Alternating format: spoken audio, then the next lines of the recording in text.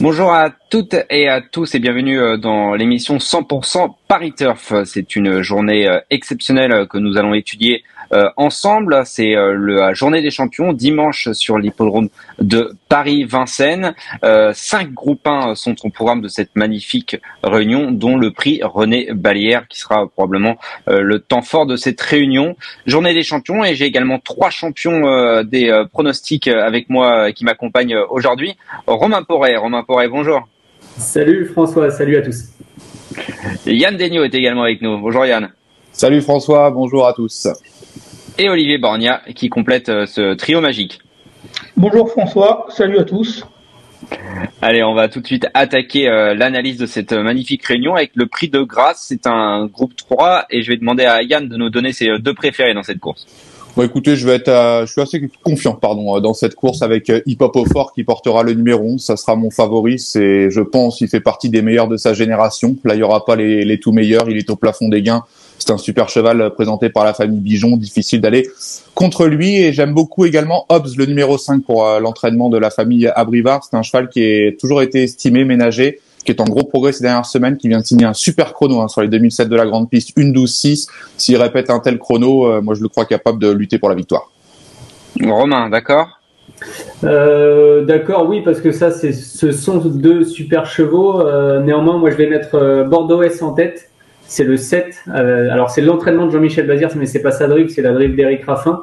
Je pense que c'est un cheval en retard de gain qui est capable de gagner une course comme ça, même si le lot est très très relevé déjà. Et puis je suis évidemment d'accord avec Yann pour Hip Hop au Fort. Voilà, Yann a dit qu'il rencontrait pas les mêmes. C'est un super cheval qui doit avoir sa place dans les 2 premiers ici. Olivier. Ben moi j'ai les 2 mêmes que Yann et dans le même ordre. Hip Hop au Fort et Hops. Ce sont 2 bons éléments de leur génération. Et ils vont. Donc je fais confiance à Yann. Je suis Yann. Très bien. On passe à la deuxième, le prix Raymond Foire. C'est un groupe 3. C'est les 4 ans au départ. Olivier. Ben moi je vais placer en tête de ma sélection Idaho Tillard. Pour moi c'est le meilleur de sa génération. Il vient d'être battu par Isoar Vedake récemment. Et là il peut reprendre le cours de ses succès. Donc je vais me placer en tête Idaho Tillard. Et après je vais faire confiance à Italiano Vero, un autre pensionnaire de Philippe Allaire. Donc ça sera Idaho Tillard, Italiano Vero sont les 2 plus riches de la course. Et les 2 meilleurs. Les 2 meilleurs, Yann, d'accord? Oui, je rejoins entièrement Olivier. C'est vrai que c'est les deux meilleurs au départ de cette épreuve, en l'absence bien sûr de l'un des chefs de file de la génération, c'est Isoar Vedake. Idaho Tillard, c'est un favori logique, ça tape toutes les distances, mais je vais tenter moi un petit outsider et je vais faire confiance à une pouliche chez le numéro 3 Ivanka de Gilles. J'ai eu la chance de contacter Mathieu Abrivard pour sa rubrique hebdomadaire qu'on retrouve dans notre journal toutes les semaines. Et il m'en a vraiment parlé avec les yeux de l'amour. Il m'a dit, je pense qu'à l'avenir, elle va aller avec les tout meilleurs de la génération. L'autre jour, c'est une très belle note. Elle a raté son départ, elle est revenue de loin, très bien finir. Certes, il y a les mâles, mais pour une 3e place à Bellecote, attention. Romain. 100% d'accord avec Olivier pour le coup. Idaho Tillard en l'absence d'Isoar Vedake et surtout sur cette distance, à mon avis, n'a rien à envier à la plupart des chevaux avec qui il court, même s'ils sont tous très très bons. Italiano Vero a fait ses preuves depuis le début de sa carrière au plus haut niveau, donc 10 et 11 pour moi. Et puis je sais qu'on se limite à 2 chevaux, mais pour l'avenir, suivez Imagine Darling. Alors peut-être dans des courses un peu plus fermées, on va dire, mais c'est un cheval intéressant à suivre pour l'avenir. On le note. On passe au prix d'essai. C'est le premier groupe 1 de cette journée. Romain. Joyeuse, moi me plaît beaucoup le numéro 12 avec Mathieu Mottier en plus qui truste les succès au trop monté. Donc voilà, moi, j'aime beaucoup ce profil sur 2007. Je pense que c'est vraiment ça peut être sa course. Et puis je lui associe. Alors j'ai beaucoup hésité entre 2 débutants au trop monté. Enfin, surtout, j'aime beaucoup Joyner Sport, le numéro 14 pour Philippe Allaire et Alexandre Abrivard. Alors, je sais qu'il y a des chevaux qui sont plus confirmés que lui dans cette spécialité-là et ils n'ont pas de mal forcément. Mais j'aime bien son profil. Il n'était jamais très loin des bons de sa génération à l'athlète. Et là, c'est peut-être l'occasion pour lui de monter sur l'une des plus hautes marches du podium. Donc, 12 et 14 pour moi. Olivier, qu'en penses-tu? Il est le même que Romain, Joyeuse. J'ai beaucoup aimé sa victoire au monté le dernier coup. Là, après, elle s'est préparée à l'athlète.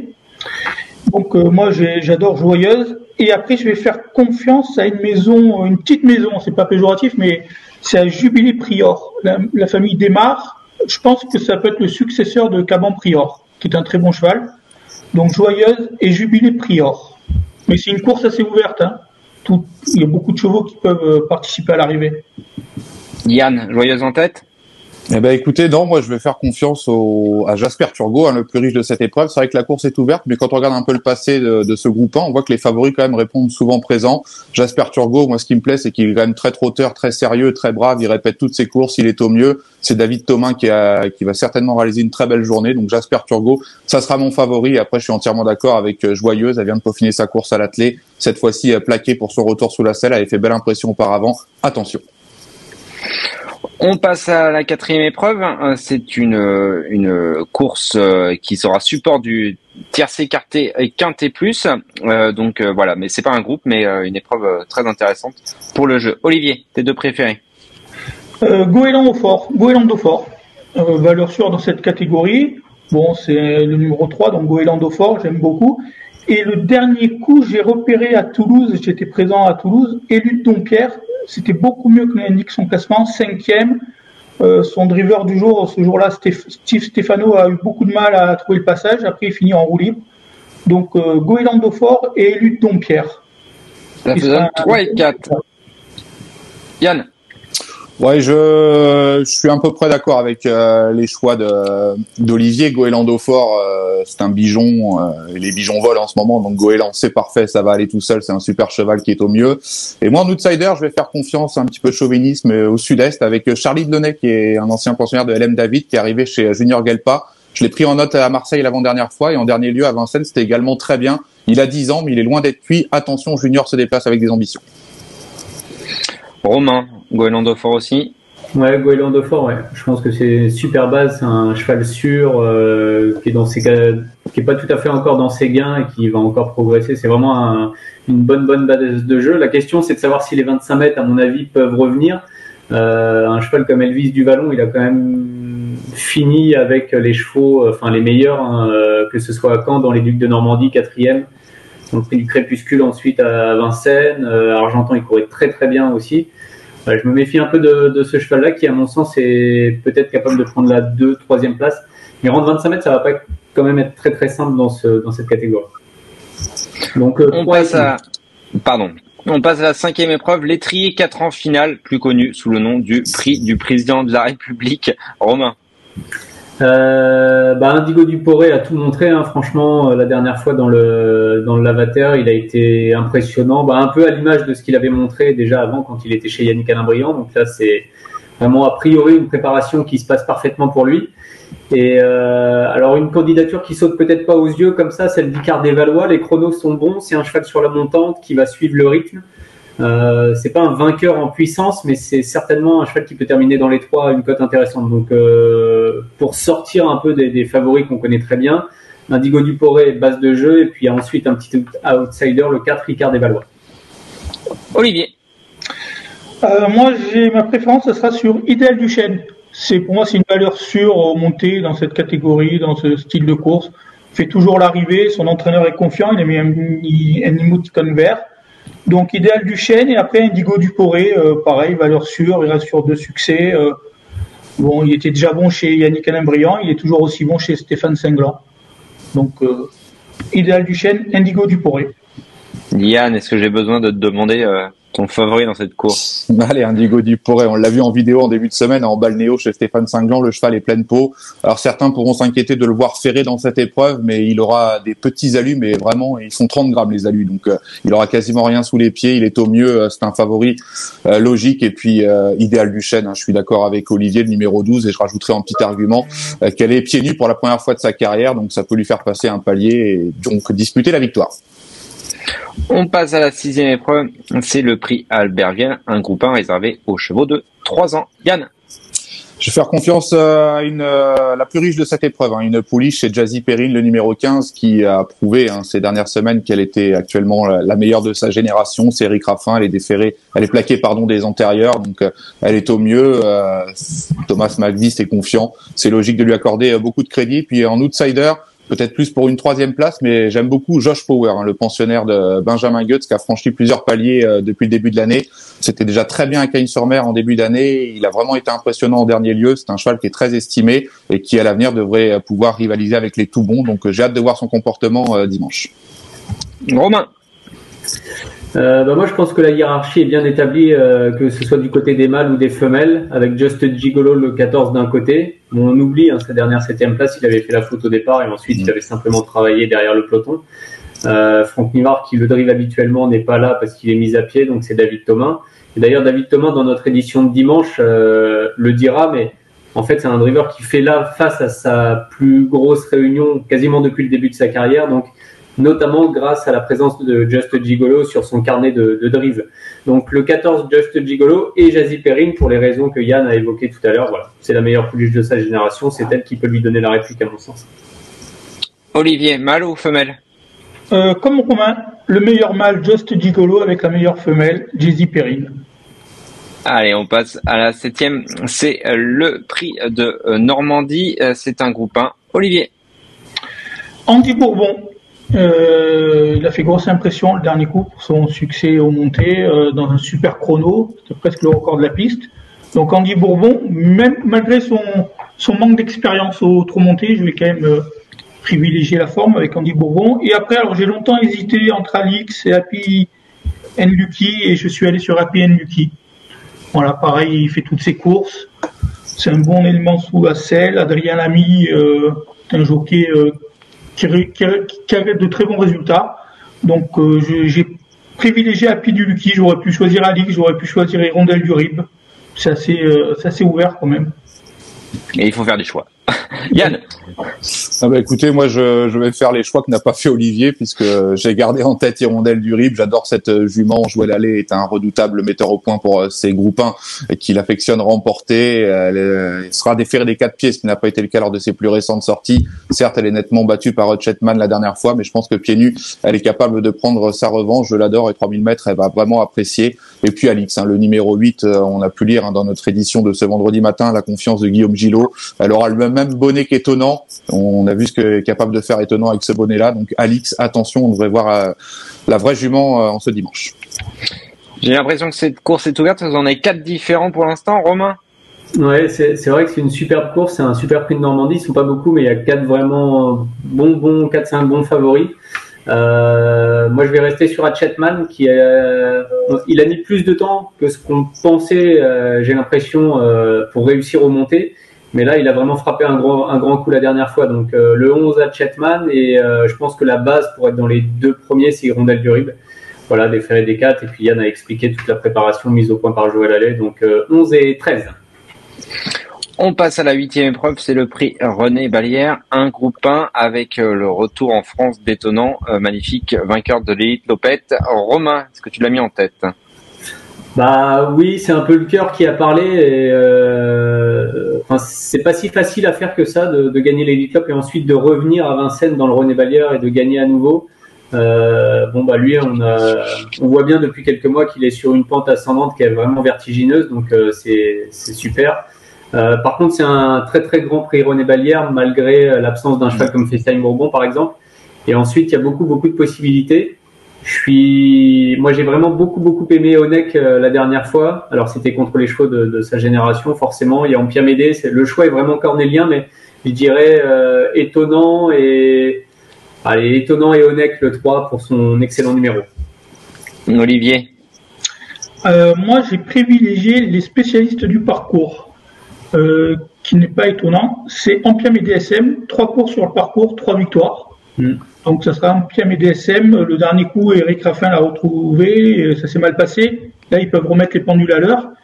Et après, j'ai pareil, Onek, toujours 4 courses sur ce parcours, 4 fois à l'arrivée, 2 victoires de 2e place. Donc voilà, j'ai fait ce choix-là, j'espère que c'est le bon. Ampiam et DSM, Onek. Olivier du Sud-Ouest n'a pas mis Étonnant. On Étonnant. Ouh là là. Richard, si tu nous écoutes. Je pense que ça va charrier un peu. Yann, c'est à toi, tes 2 préférés. Ouais, ben, j'ai fait les mêmes choix que Romain, mais j'ai inversé l'ordre. Moi, j'ai mis Onek en tête. Écoutez, moi, j'ai toujours aimé ce cheval. C'est le seul 5 ans. Je pense c'est vraiment un cheval de grande classe. Il s'adapte à tous les parcours. Il a prouvé qu'il pouvait bien faire face à ses aînés en terminant la bonne combinaison du Prix d'Amérique. Il a tiré un excellent numéro. François Lagadec en tire toujours la quintessence. C'est un super cheval. Je lui accorde beaucoup de crédit. Maintenant, ça reste une course. C'est magnifique, hein. Je pense qu'on n'a pas parlé de Vivid Waisas dans nos choix. On n'a pas parlé de Gud Eripré. On n'a pas parlé de Diable de Vauvert. On n'a pas parlé de Gallius, qui sont tous des super chevaux. Mais voilà, moi je reste sur Onek devant Étonnant, qui avec son numéro 8, je pense que c'est même bien, c'est un bon numéro pour lui. Je pense qu'il préfère plutôt être à l'extérieur qu'en dedans. On passe à la dernière épreuve du programme, c'est le prix de Nel. Ce n'est pas un groupe, mais c'est une épreuve intéressante avec Yann qui va nous donner ses deux préférés. Course ouverte, hein, pour les joueurs, ça c'est des courses qu'on aime beaucoup étudier puisqu'ils se tiennent de près, c'est le parcours qui fera la différence, c'est un 2100 Autostar. Moi je vais tenter un coup de poker avec Elan Baroque, hein, le numéro 5, l'entraînement de Loris Garcia. J'étais présent lors de sa plus récente à Marseille, quelle horreur, il a jamais pu s'exprimer, il a terminé son parcours avec d'évidentes ressources. C'est un super cheval, faudra être un peu vigilant derrière l'autostart, notamment en première ligne. Je préfère quand c'est lance en seconde ligne. Mais voilà, Elan Baroque, c'est Loris Garcia qui le drive, il a un bon numéro, il est d'FD4. Il va y avoir de la cote, mais je vous promets que s'il reste au trot et qu'il a le bon parcours, il peut tous les battre dans cette épreuve. Et je terminerai avec Émeraude Debay, une pensionnaire de Benjamin Goetz qui portera le numéro 9. C'est ce qui m'ennuie un petit peu, c'est le numéro tout en dehors. Mais c'est Eric Raffin qui lui sera associé. Et ses 4 dernières tentatives sur les 2100 mètres autostart, elle a fini première, troisième, deuxième et première. À chaque fois, entre-temps, sous la barre entre 11-1 et 11-8. Donc si elle répète ces chronos-là, ça doit suffire pour lutter activement pour la victoire. Romain. Ouais, très dur cette dernière course. Je pense qu'on en aura tellement vu sur la piste tout au long de l'après-midi qu'on aura peut-être du mal à aller jusqu'au guichet pour la dernière, mais j'aime bien Émeraude Debay aussi, le 9. Et puis, c'est un peu les numéros les moins bons en première ligne, mais Diego Ducanter aussi, le 8, a priori une chance au papier. Donc 9 et 8 en partant de l'extérieur pour revenir légèrement vers la corde. Olivier. Moi, Émeraude Debay aussi. Et contrairement à mes deux collègues, je pense que le numéro 9 ne sera pas un problème parce que c'est une attentiste. On l'a souvent vu finir ses courses. Et après, j'ai choisi, alors ça sera, je pense que c'est Cédric Bloquet qui va faire les pronostics, il va le mettre très loin. J'ai choisi Diplomate Dame, un ancien du Val d'Estaing qui avait des titres, notamment sur ce parcours. Il est passé chez Franck Terry. Il reste sur 3 ou 4-0. Mais le numéro 3, c'est un bon engagement, bien placé au gain. Très bon engagement au gain même. Et donc, je vais tenter ce coup de poker, Diplomate Dame, en second choix. Bon, si on a touché les 8 premières, il nous restera de l'argent pour jouer Diplomate Dame alors. Mais il ne faut pas perdre tout sur la dernière aussi. C'est ça. Attention. Allez, on vous passe à votre cheval de la Réunion. Yann, tu commences. Ça sera une dame, Hirondelle du Rib, qui court dans la 7e épreuve du programme. Elle sera déférée des 4 pieds. Joël Allais est un redoutable metteur au point. Il m'a fait rêver avec des One du Rib, avec les Nikita du Rib, des Memphis du Rib. Et cette Hirondelle du Rib va nous faire rêver également de nombreuses années. Et je pense qu'elle va gagner dimanche. 713, c'est bien ça? Tout à fait. C'est bien ça. Romain. En chiffre, le 511 Indigo du Poré. Voilà. Alors c'est un petit risque, pris par Stéphane Cinglant et puis tout son entourage de le laisser ferrer, mais il a été tellement éblouissant la dernière fois que je pense quand même qu'il a une vitesse de plus que les autres dans cette course-là, bien que le lot soit très relevé. Mais j'aime beaucoup Indigo du Poré avec Eric Raffin dans la 5e, donc le prix du président de la République. Et Olivier. Moi, ça sera le 210 Idaho de Thiard. C'est le meilleur de sa génération. Et pour reprendre l'expression de Yann, je pense qu'il va nous faire rêver de nombreuses années lui aussi. Voilà. Parfait. Bon, merci à tous les trois. Je vous conseille de suivre pariturf.com dimanche toute la journée des champions. Il y aura plein d'articles, des vidéos. Donc suivez-nous sur Internet et les réseaux sociaux également. Merci à tous les trois pour vos pronostics. Je ne sais pas encore s'ils sont bons, mais je l'espère. Et puis on se retrouve bientôt pour un nouveau numéro de 100% Paris Turf. Bonne journée à tout le monde et bon jeu. Salut. Merci, bonne journée.